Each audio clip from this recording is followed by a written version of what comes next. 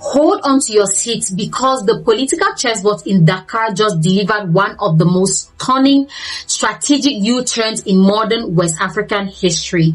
If you've been following Senegal over the past few weeks, you know the atmosphere inside the National Assembly was practically buzzing with electricity. Speaker Ousmane Sonko and the parliamentary majority pushed through a sweeping set of constitutional amendments. We are talking about deep-reaching institutional overhauls designed to do what few political classes ever dare to do. Force absolute financial transparency, strengthen anti-corruption oversight, mandate public disclosure of all multinational resource contracts, and create an independent judiciary capable of prosecuting high-level plunder. When those reforms cleared the legislative floor, Speaker Sonko publicly declared that the bill was heading straight to the desk of President Bassirou Diomaye Faye for immediate promulgation. But, then came the first twist. President Faye looked at the package, hesitated, and announced he wouldn't sign it right away. He was going to put the entire constitutional reform package to a direct national referendum. Now, on paper, calling for a referendum sounds democratic, right? Let the sovereign citizens decide. Except someone in the presidential advisory team must have suddenly pulled out a calculator, looked at the polling data, and gasped in absolute panic, because the moment you throw a reform package based on anti-corruption, public auditing, and judicial accountability directly to the Senegalese public, what do you think the people are going to vote? They are going to pass it with a landslide. And so, just days later, the second U-turn dropped. President Faye completely abolished the referendum plan, pivoted 180 degrees, and filed an emergency constitutional challenge with the Constitutional Council to strike down the National Assembly's adopted reforms. So, welcome back to Power and Pulse. To every conscious viewer tuning in, thank you for standing in the informational trenches with us. If you are tired of sanitized corporate news that refuses to ask uncomfortable questions about power, hit that subscribe button right now. Your support keeps independent political reporting alive. So, tonight, right, we aren't just reporting on a feud between former campaign allies. We are dissecting the core question shaking Senegal. Why is the executive office so deeply uncomfortable with systematic institutional auditing? To truly understand why this battle is tearing through the halls of power, we have to look closely at what Ousmane Sonko and the legislative majority actually put inside this reform package. For decades, political power across many post-colonial administrations operated under a very specific, comfortable arrangement. The executive branch held near absolute authority. The president could sign secret mining concessions with foreign conglomerates, manage discretionary political slush funds without public audits, and exercise soft control over judicial appointments. The reform package adopted by the National Assembly aimed to smash that old framework into pieces. Now, mandatory natural resource disclosure. Every contract signed with foreign multinationals regarding oil, gas, gold, and mineral exploitation must be automatically submitted to Parliament for public scrutiny. Decoupling party leadership from the presidency, prohibiting the sitting head of state from simultaneously holding the chairmanship of a ruling political party. Judicial independence and asset recovery.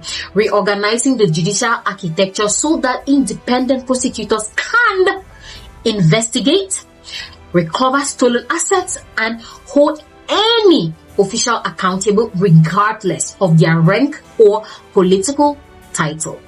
In the simple terms, the legislature built a giant high-definition spotlight and trained to shine it directly into the darkest corners of state finance. They said, if you have nothing to hide, right? If every signature on every foreign deal is clean, then you should welcome this light with open arms. Let's talk about the comedy and the drama behind that initial referendum announcement. When President Faye first declared that he would bypass the Assembly's vote and put the text to a popular referendum, it was framed as a grand gesture of popular consultation. Can you imagine the scene inside the cabinet room the following morning? Imagine the senior policy advisors running into the Oval Office, sweating, holding focus group reports saying, Mr. President, what did you just announce? You told the public they get to vote on whether politicians should be audited.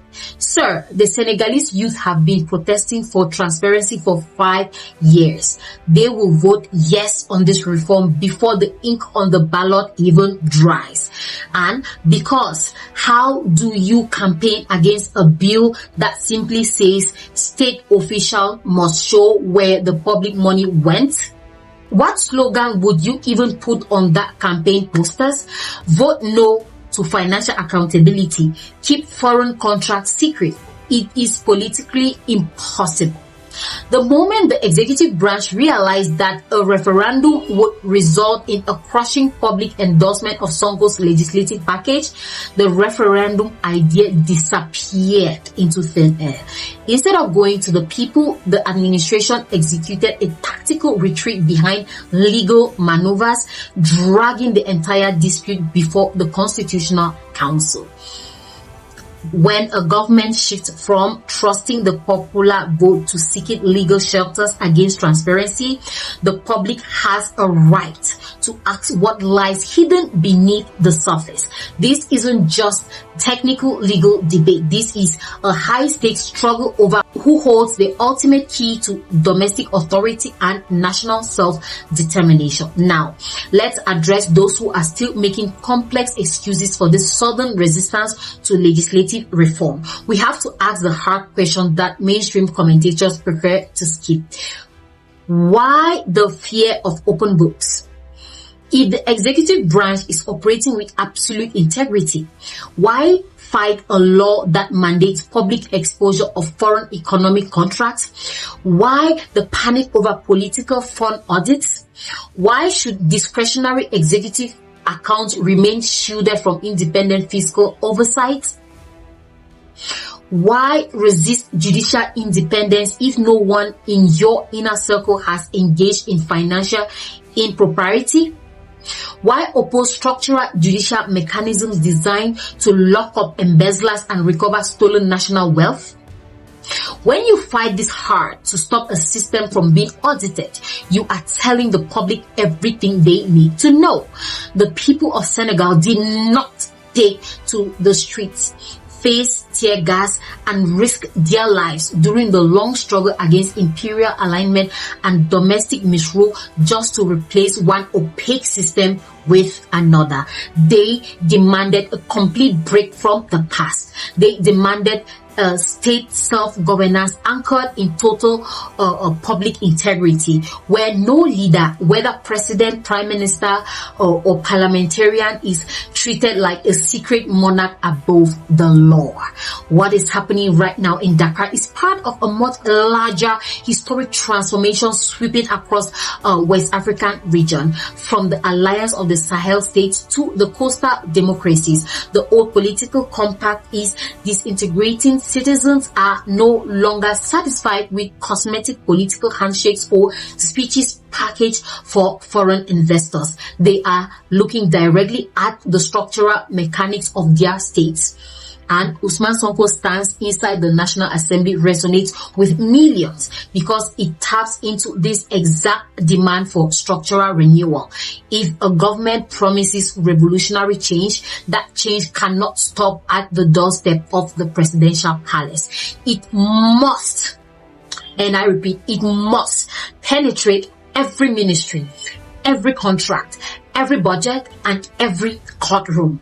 You cannot claim to represent the people's drive for total autonomy while building legal walls around your own executive powers. True political leadership requires the courage to stand in front of your citizens, lay out the balance sheets, and say, examine our work. We have nothing to hide. Senegal stands at a monumental crossroads. The battle between executive resistance and parliamentary transparency will shape the democratic destiny of West Africa for years to come. I am your host, Marie, and this is Power and Pulse. If you are new, you are much welcome. Don't forget to hit that subscribe button and let me know your thoughts in the comment section. I will see you all in the very next deep dive.